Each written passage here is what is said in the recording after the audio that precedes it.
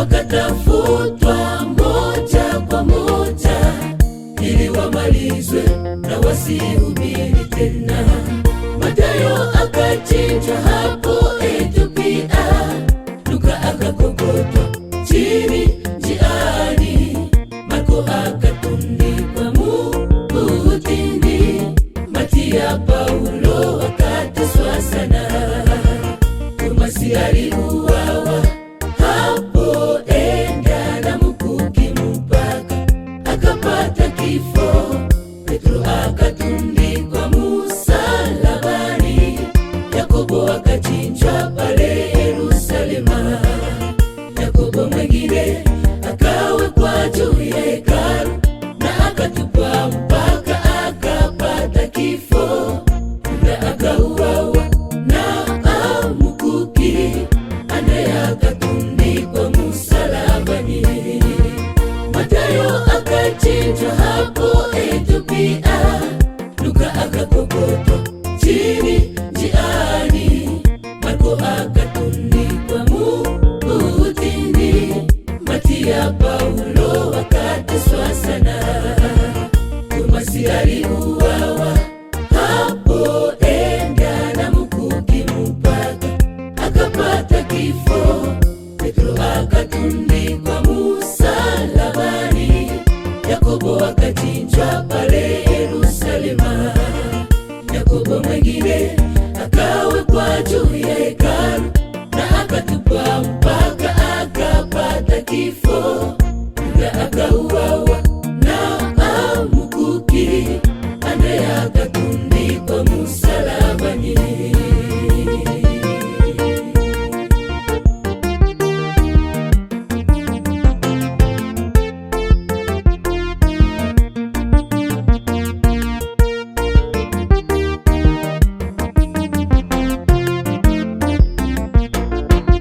Kazi yetu leo ni kuhubiri mataifa yote, ili wajue kweli, tuwaoneshe ile njia ya uzima, waache dhambi wamrudie Bwana. Hebu tuwaambie, tokeni Babeli, mji ule wa waovu umeanguka. Tuwaambie makosa yao, kama ni kuchinjwa tusimame kama wa mitume.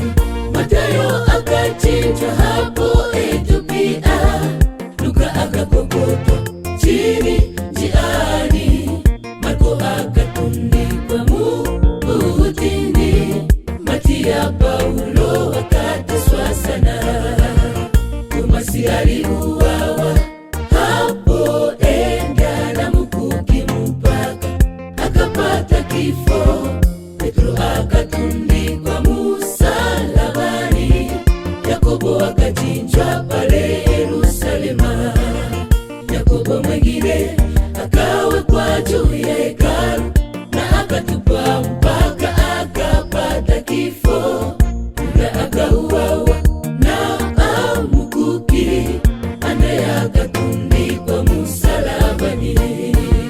Mathayo akachinjwa hapo Ethiopia, Luka akakokotwa chini njiani, Marko akatundikwa mutini, Matia Paulo wakateswa sana, Tomasi aliuawa hapo enda na mkuki mpaka akapata kifo, Petro akatundikwa msalabani, Yakobo akachinjwa pale Yerusalema, Yakobo mwingine